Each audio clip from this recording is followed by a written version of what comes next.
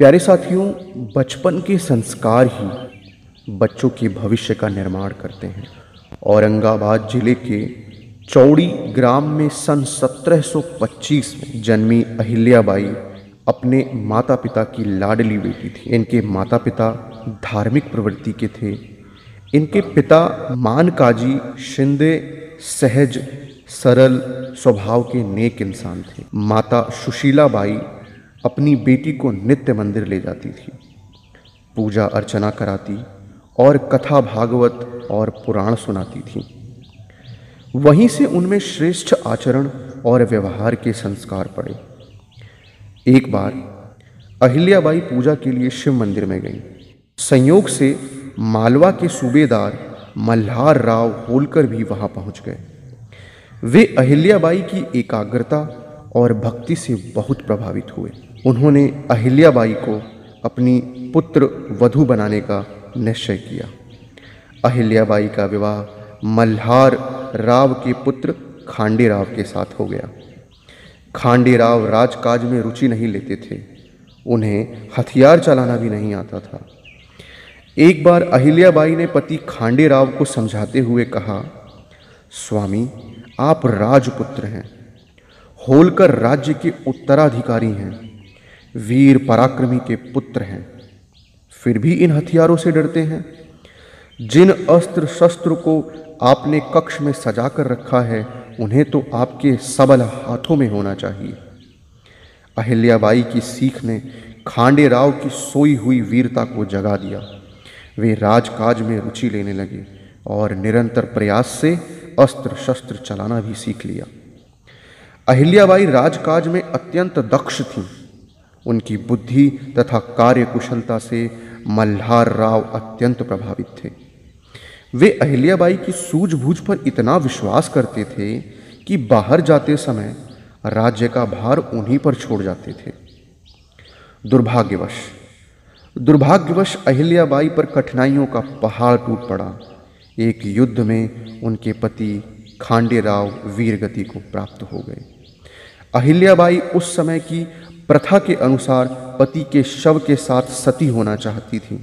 मल्हार राव ने उन्हें समझाते हुए कहा, बेटी, मैंने तुम्हें राजकाज की शिक्षा दी है और कभी भी अपने पुत्र से कम नहीं माना।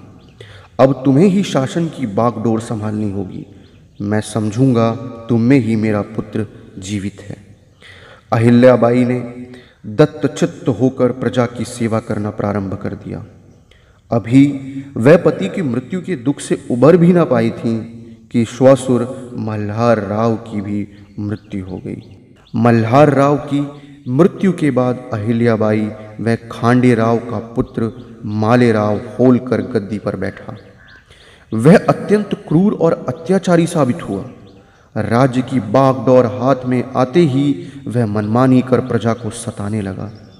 यह देख अहिल्याबाई ने पुत्र को समझाते हुए कहा, राजा प्रजा का पालक होता है। वह प्रजा के दुख और कठिनाइयों को दूर करता है।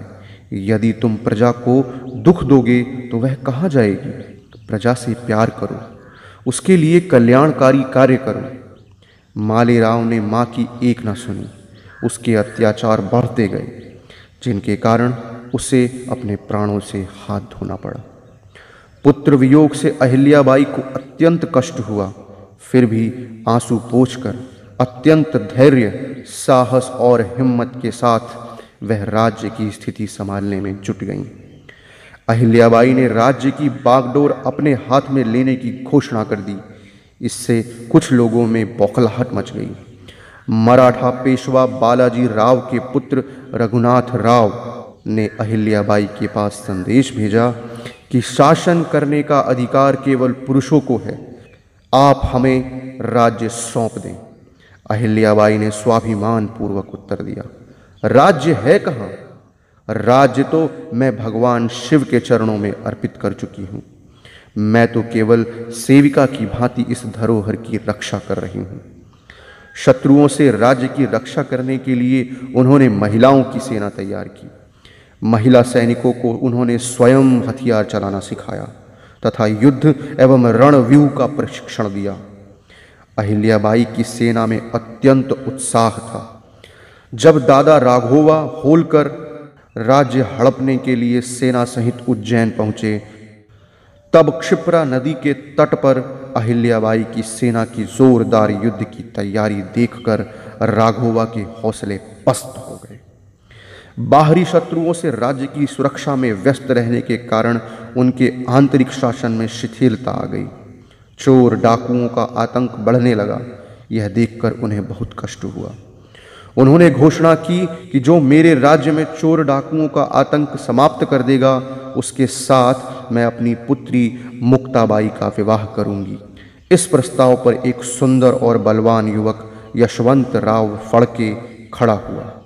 उसने कहा, मैं होलकर राज्य से चोर डाकुओं का आतंक समाप्त कर दूंगा, किंतु मुझे पर्याप्त धन और सेना चाहिए। अहिल्याबाई ने उसकी पूरी सहायता की। 2 वर्षों में राज्य की स्थिति सुधर गई। यशवंतराव की वीरता से प्रभावित होकर अहिल्याबाई ने अपनी पुत्री का विवाह उनके साथ कर दिया। अहिल्याबाई कुशल शासक थी। एक माँ की तरह वह अपनी प्रजा के सुख दुख का ध्यान रखती और प्रजा की भलाई के लिए सदैव प्रयासरत रहती। कोई भी व्यक्ति उनके पास जाकर अपना कष्ट कह सकता। उनकी उदारता और स्नेहपूर्ण व्यवहार के कारण प्रजा उन्हें माँ साहब कहती थी। अहिल्याबाई ने अनेक तीर्थ स्थानों पर मंदिरों, घाटों और धर्मशालाओं का निर्माण करवाया। उन्होंने गरीबों और अनाथों के लिए भोजन का प्रबंध किया। ऐसी उदार, धार्मिक, वीर और साहसी महिला का जीवन कष्टों में ही बीता। ससुर, पति और पुत्र की पहले ही मृत्यु हो चुकी थी। दामाद यशवंत राव की भी असमय मृत्यु हो गई, किंतु माँ साहब ने इन दुखद परिस्थितियों में अपना धैर्य कभी नहीं खोया।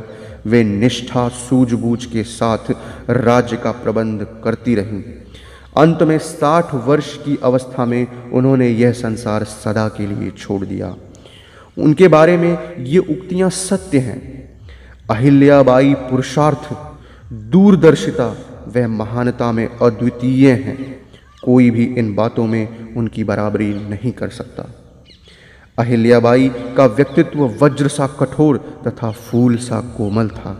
संसार व्यक्ति की पूजा नहीं करता, अपितु उसके दृष्टिकोण व कार्य की पूजा करता है।